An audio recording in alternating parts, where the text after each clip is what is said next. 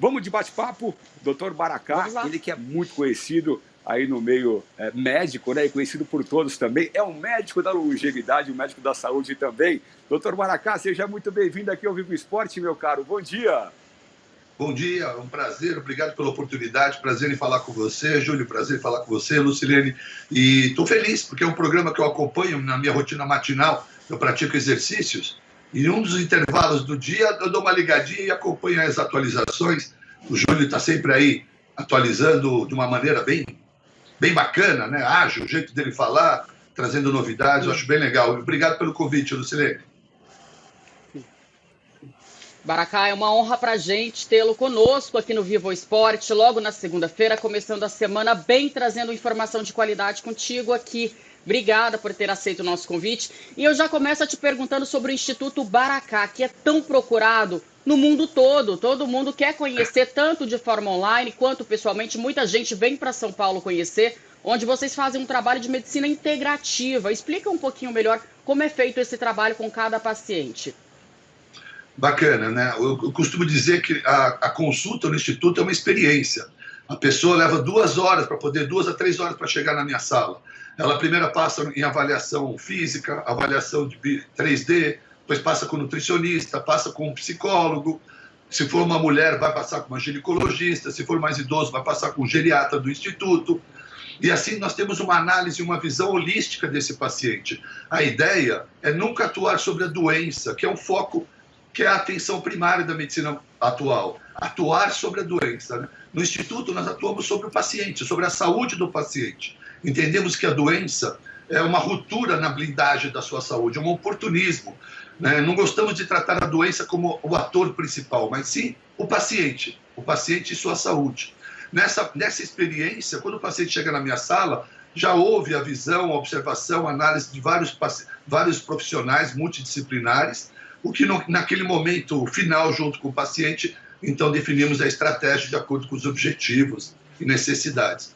Esse tipo de abordagem tem atraído muitas pessoas, porque a ideia de que a doença não é só física, cada vez mais é aceita. Em neurociência, o cérebro não discerne imaginação de realidade.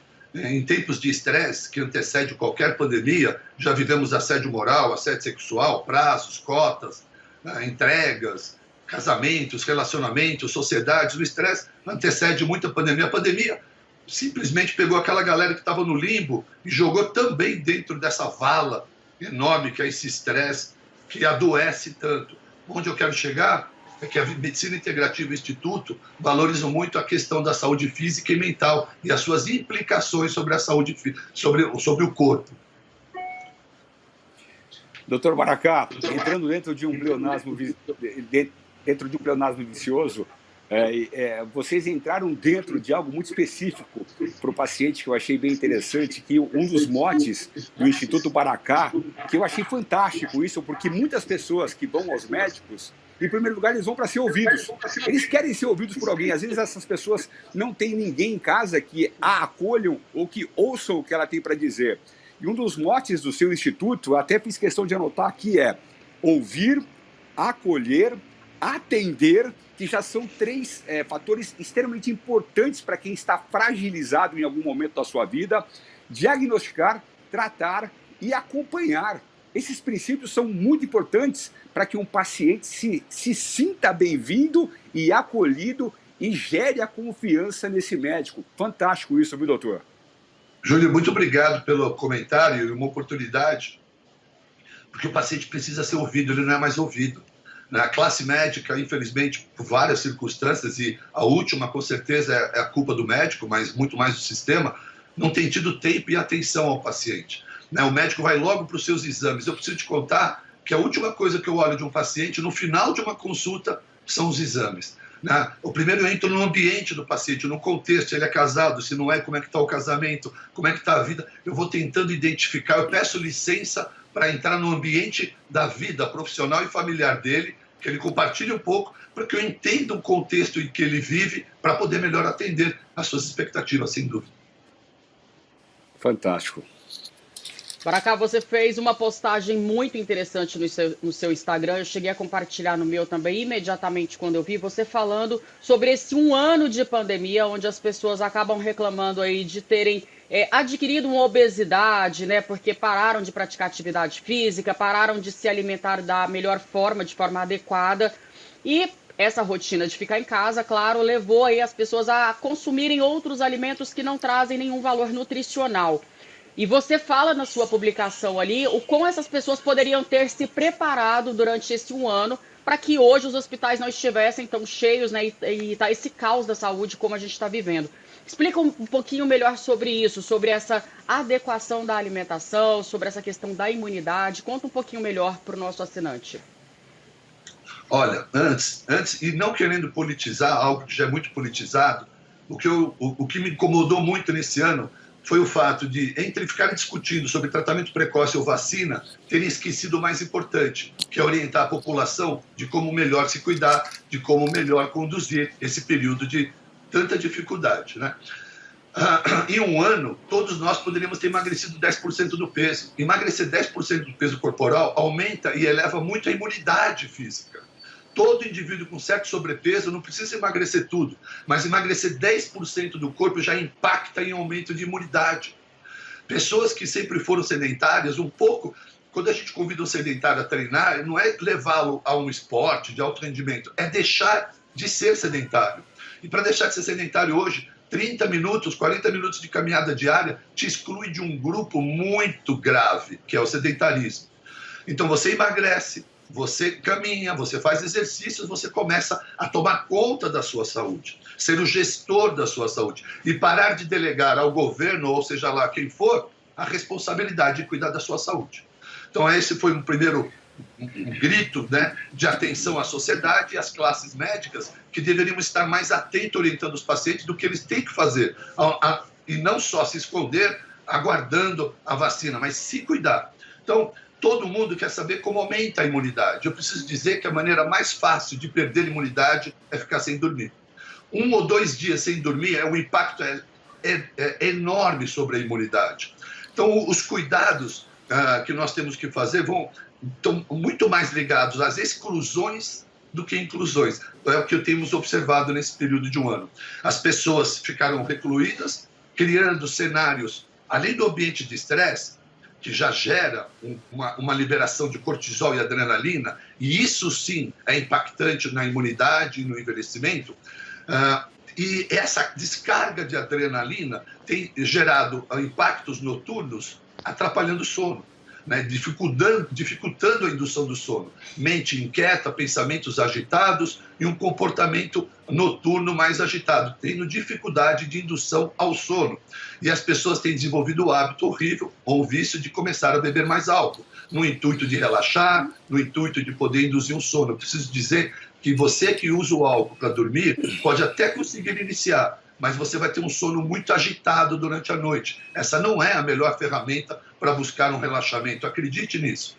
Então, o sono de qualidade é muito importante. Relaxar, se desconectar de notícias que te incomodam, fazer a higiene do sono, procurar tomar substâncias naturais como chás de mulungu, melissa, para relaxar, ou magnésio, que são minerais de fácil acesso, e que geram relaxamento noturno, para que você possa, então, garantir um sono de qualidade.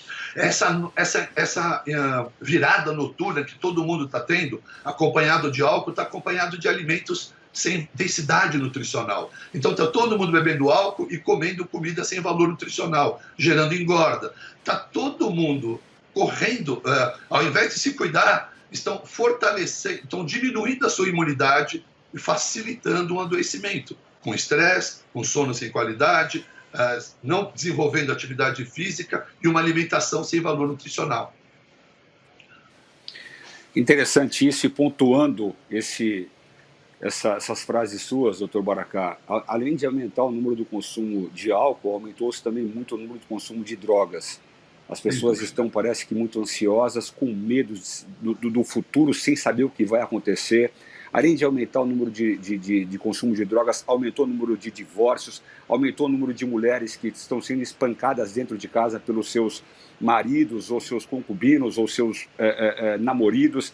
Então, o comportamento em função dessa Covid mudou muito de uma forma mais agressiva para o ser humano. E a gente vem dizendo dentro do Vivo Esporte, e eu venho colocado insistentemente, que nós estamos num momento que não é de apontar o dedo para quem está certo ou para quem está errado. O momento é da gente se cuidar. Esse é o momento mais importante, já que estamos num momento crucial, onde ninguém sabe o que fazer, os políticos não sabem o que fazer, a OMS está completamente perdida. Vamos fazer a nossa parte em relação à nossa saúde, que é o que de melhor podemos fazer para a gente. E uma das bandeiras do seu instituto, dentro do que você vem falando agora, que eu achei interessante também, que nós já colocamos aqui no Vivo Esporte, é em termos de alimentação e intestino. E já foi dito aqui no programa que a nossa panturrilha é o nosso segundo coração e o nosso intestino é o nosso segundo cérebro, né, doutor? Isso mesmo. Essa conexão é muito importante que você comenta, faz parte, inclusive, do tema do nome do meu livro e a abordagem que nós temos no Instituto, que são os 4 pilares de uma vida saudável, né? Uma alimentação com qualidade e um intestino saudável. O segundo pilar, atividade física. O terceiro pilar, manuseio do estresse e qualidade de sono. E um quarto pilar, o equilíbrio corpo, mente e espírito. Quando nós falamos do intestino, a conexão cérebro-intestino, não há nenhum órgão no corpo humano que faça tanta conexão com o cérebro, mais do que o intestino. Por isso que nós chamamos o intestino de segundo cérebro. E aí, e todo mundo que pode entender isso facilmente, toda vez que está ansioso, que tem uma oratória, ou alguma entrevista, ou alguma entrevista de trabalho, fica nervoso e normalmente desenvolve um piriri. Essa é uma das provas dessa conexão, né, que o cérebro tem com o intestino. Agora, existe um outro fato que é importante, que é o intestino falando com o seu cérebro. Então, cuidar dele, alimentar, colocar comida de verdade, colocar fibras, alimentos com valor nutricional dentro do seu intestino, você também está mandando uma mensagem para o cérebro. E o contrário é verdadeiro. Colocar no seu intestino corantes, açúcares, refrigerantes, ultraprocessados, você está mandando uma outra mensagem para o seu cérebro, de irritabilidade, de desajuste e de desequilíbrio. Por isso é tão importante esse equilíbrio todo entre corpo, mente e espírito. E o controle... E uma coisa que é importante dizer, Júlio, é que em tempos de medo e de agonia, as pessoas perdem o seu controle. Se um indivíduo não consegue controlar o que ele come, ele não consegue controlar quase nada. Então, esse é um grande desafio do ser humano. Aprender a ter um autocontrole. Saber escolher o que vai colocar para dentro do corpo, para dentro da boca. E esse indivíduo que tem esse controle, ele está no controle da sua vida. E aquele indivíduo que não tem, ele precisa assumir responsabilidades e perceber que ele não tem um controle sobre a sua saúde.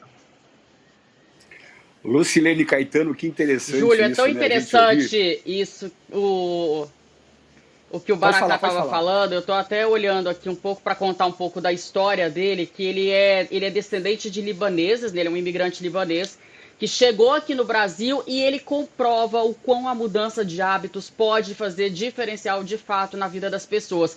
Ele chegou aqui no Brasil e aos 13 anos, olha que interessante, ele era uma criança obesa que pesava já aproximadamente, Júlio, 100 quilos. Ou seja, ele já convivia com diabetes, com obesidade, né? Tinha um histórico familiar aí herdado de pai e mãe, que no final da história, somada a todas as dificuldades que a família dele, né, recém-chegada ao Brasil, estava passando ali, dificuldades financeiras e tudo mais, assim que eles chegaram no Brasil, ele resolveu ter mudanças de hábito de vida, né, e colocou isso na vida dele e acabou criando aí esse Instituto Baracá, claro, ao longo de uma história, de uma trajetória brilhante, né, muito bem falada, né, em todo o meio, na classe médica. Então é muito interessante, porque muita gente acaba falando assim, eu não tenho dinheiro para me alimentar bem, eu não tenho dinheiro para ir para uma academia.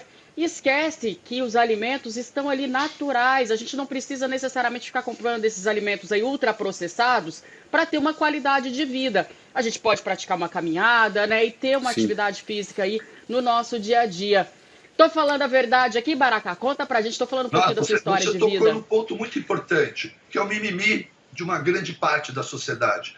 Que toda vez que há necessidade de mudança de comportamento, romper com uma crença que limita. Sair da zona de conforto é muito duro. Então, as desculpas, as reclamações são sempre usadas. Não é para mim, é muito caro, eu não sou rico, eu não sou artista, essas coisas todas. E é uma bobagem, porque o que há mais de importante, o que há de importante para se aprender na alimentação está muito mais nas exclusões do que qualquer inclusão. Então, as pessoas ficam esperando que eu vou indicar uma farinha cara ou um suplemento caro. A sua obtenção de saúde àqueles que estão adoecidos ou com sobrepeso envolve muito mais a exclusão do que estão comendo e a renúncia do estilo de vida do que qualquer coisa nova.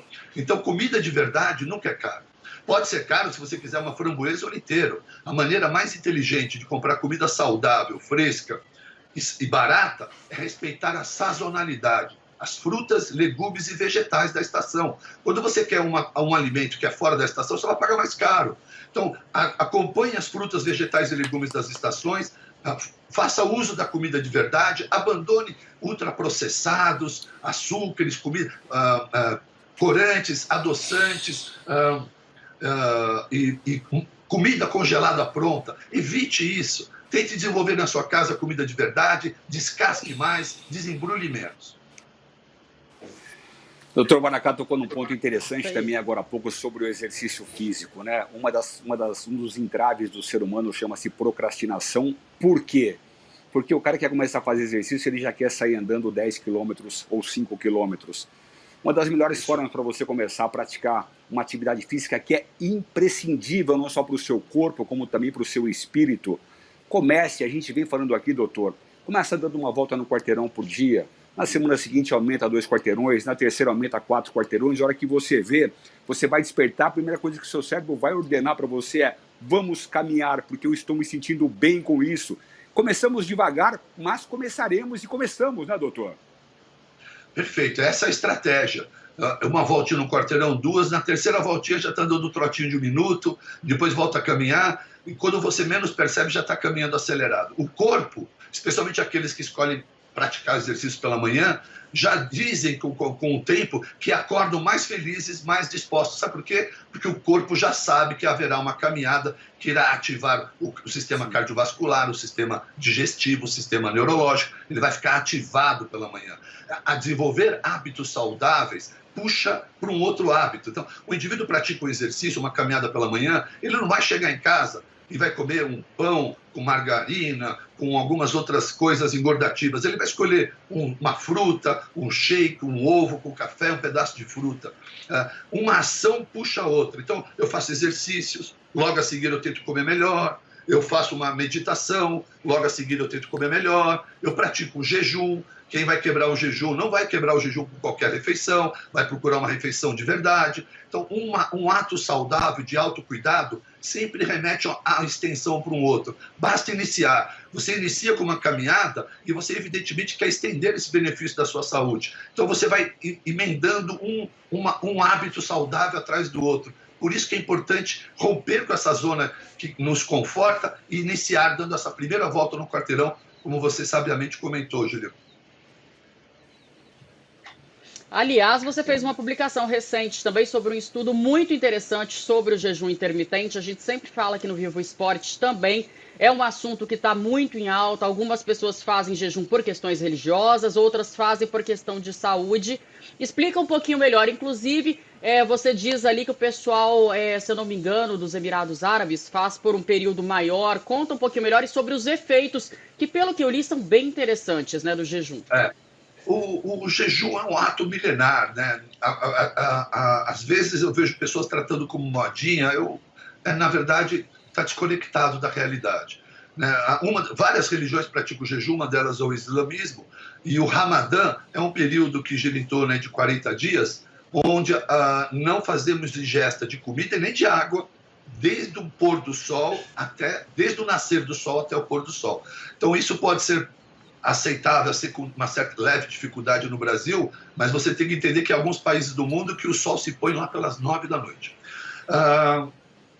O jejum em si, inclusive foi Prêmio Nobel 2016, ele foi comprovado como uma ferramenta estratégica de provocação da longevidade, né?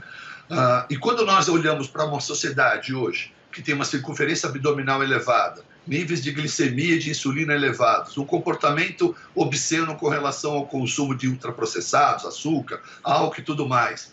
Uma sociedade que cada vez mais adoece com doenças cardiovasculares, síndrome metabólica, plurimetabólicas e doenças crônico-degenerativas como nunca se viu há décadas atrás. Nunca se ouviu tanto em doença autoimune, em Parkinson, em Alzheimer, em câncer.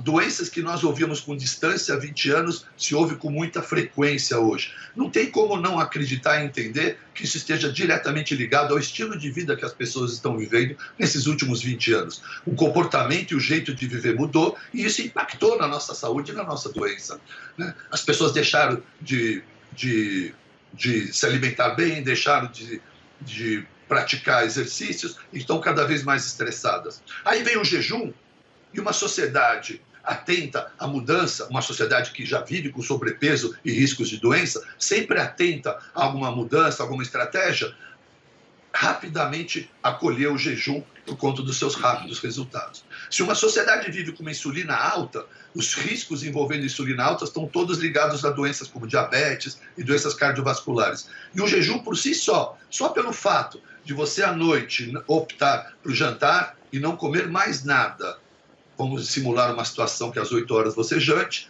e você durma umas 10 da noite, até às 8 da manhã você fez 12 horas de jejum. Se você estender sem comer absolutamente nada até o meio-dia, você completou 16 horas de jejum. Lógico que nessa janela você pode beber água à vontade, chá sem adoçar e café. Então você pode se hidratando durante esse período e até estimulando um pouco a sua vigília com café. No momento de quebra do jejum, você acha que passaram 16 horas sem comer. A sua insulina começou a diminuir. Não tem como não diminuir, porque você não fez estímulos às 6, 7 horas da manhã, que normalmente se faz com tapiocas, pães, biscoitos, bolachas, sucos em grande quantidade, e de verdade, pouca gente precisa de tanto açúcar pela manhã, ou quase ninguém precisa de tudo isso. Então, poupar essa refeição ruim e estender em jejum até a hora do almoço já deu um achatamento na sua insulina. E achatar um pouco a sua insulina já tirou você dos riscos de todas essas doenças que eu já referi. Além disso, ela melhora o perfil lipidêmico, o colesterol. Além disso, ela dá um período para o seu intestino fazer o autorreparo. O intestino sem comida, um período sem comida, tem um tempo para se autorreparar. E por fim, algo que é mágico, é a ideia da autofagia que o jejum provoca, né? O período de jejum, quanto mais prolongado for, o corpo começa, no período de jejum, estimulado pelo jejum, a fazer uma faxina celular. Ele começa a identificar dentro daquelas células, lembra da aula de biologia? Tem uma membrana, tem um citoplasma e um núcleo dentro. Nesse citoplasma, que é o líquido dentro da membrana celular, existem proteínas. Proteínas, quando envelhecidas, elas são suscetíveis a gerar doenças. Então, o jejum provoca essa faxina, essa limpeza, identifica essas proteínas envelhecidas e faz uma apoptose. Elas destroem essas células. Células que lá na frente poderiam ser células de adoecimento. Então, há uma faxina, uma limpeza, uma autólise, e com isso nós temos, evitando doenças crônico-degenerativas, doenças como diabetes, doenças cardíacas. É por isso que o jejum prolonga a vida, porque se ela tira as 4, 5 causas de doenças mais comuns suscetíveis à sociedade hoje, ela está, então, nos prevenindo de doença e prolongando a vida. Eu vou dar uma minerada nesse negócio aqui. Uai, doutor, nós estamos tendo aqui uma consulta online contigo, rapaz. Fantástico isso, bate-papo, tá? E falando em jejum, sabe que Jesus, falando no jejum religioso, Jesus citava o jejum na Bíblia, né? Ele até citou, inclusive, falou para os fariseus, que eram os conhecedores da lei na época, falou, se vocês jejuarem, não fiquem nas esquinas mostrando cara de sofrimento para os outros que estão jejuando. Faça isso em silêncio. Se for para Deus, faça em silêncio sem que ninguém saiba do que está acontecendo. E o jejum, ele faz muito bem para o corpo, faz muito bem para a alma também.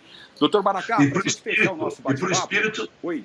Desculpa, faz mal para o espírito se conduzir da maneira que você falou.